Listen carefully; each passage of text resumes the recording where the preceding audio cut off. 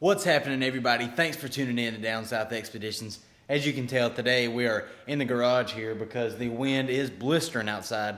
But I just want to take you guys through a little overview of the truck. It now has 30,000 miles on it. So I'm going to talk about all things transmission, engine, coolants, drivetrain, everything that I've gotten to use on the truck over the past 30,000 miles. I just want to give you guys my honest opinion on how everything has been. I know there's a lot of different talks and stuff on the different Ranger forums on Facebook and online as well about how the transmission and the engine, the tuning, all that kind of stuff. And I just kind of want to do a good video on that, give you guys my honest opinion. So without further ado, let's do it.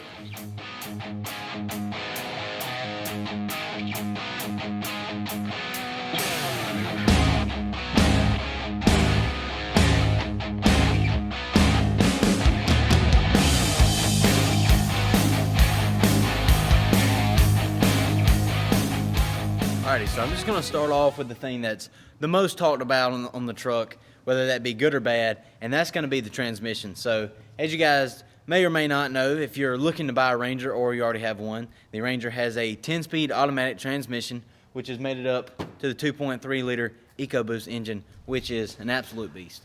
Okay, so the transmission on the Ranger, what have I experienced over the last 30,000 miles? So, for me at least, no complete failures on the transmission.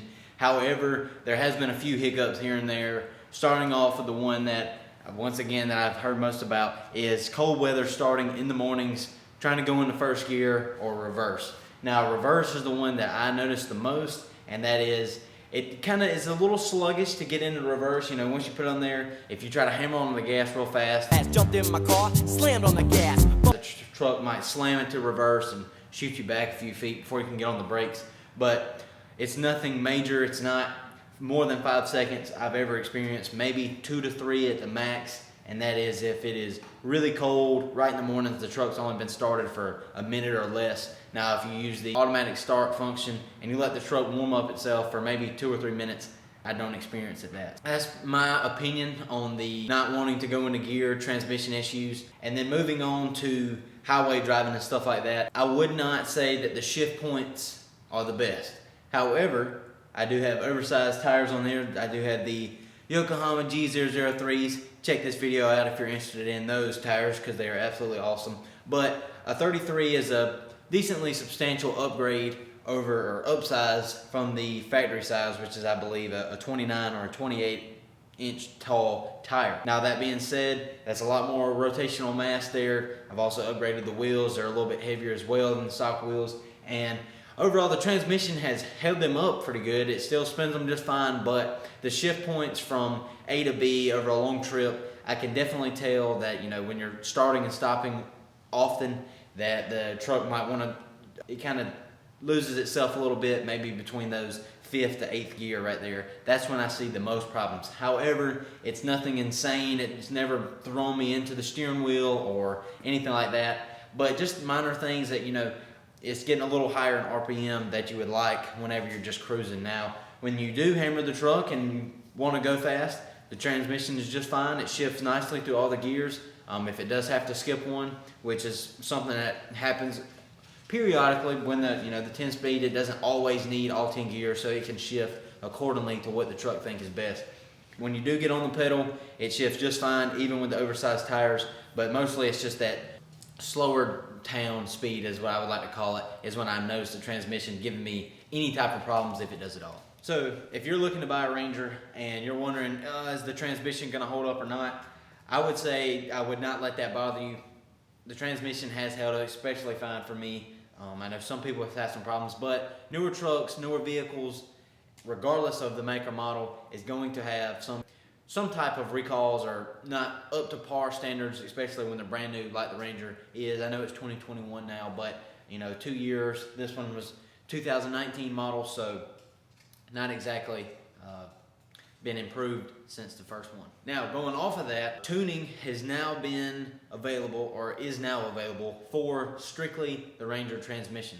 So if you're like me and you're not necessarily sure if you want to go messing with the engine or the codes and the computer and all that kind of stuff, and you strictly want a transmission tune, I will link that in the description below. I cannot remember the name off the top of my head, but I'll make sure I get the link and put it in the description for you guys. So if you're having transmission issues, like the small, not so important ones like I am experiencing when doing those slower speed driving, you can check that out, because I'm definitely going to be interested in it as well. And if something that you guys definitely want me to get, I will figure out a way to get it on here and get a review for you guys on that.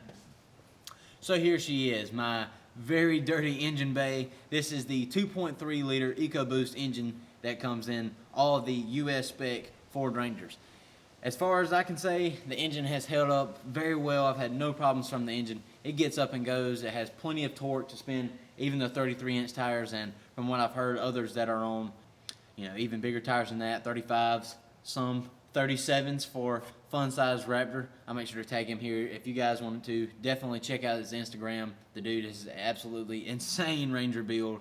Definitely one of a kind. Now, gas mileage on the Ranger with the 33s with a somewhat lead-foot driver, I'm averaging about 14.8, 14.9 miles per gallon. That's everywhere from interstate driving to stop-and-go traffic.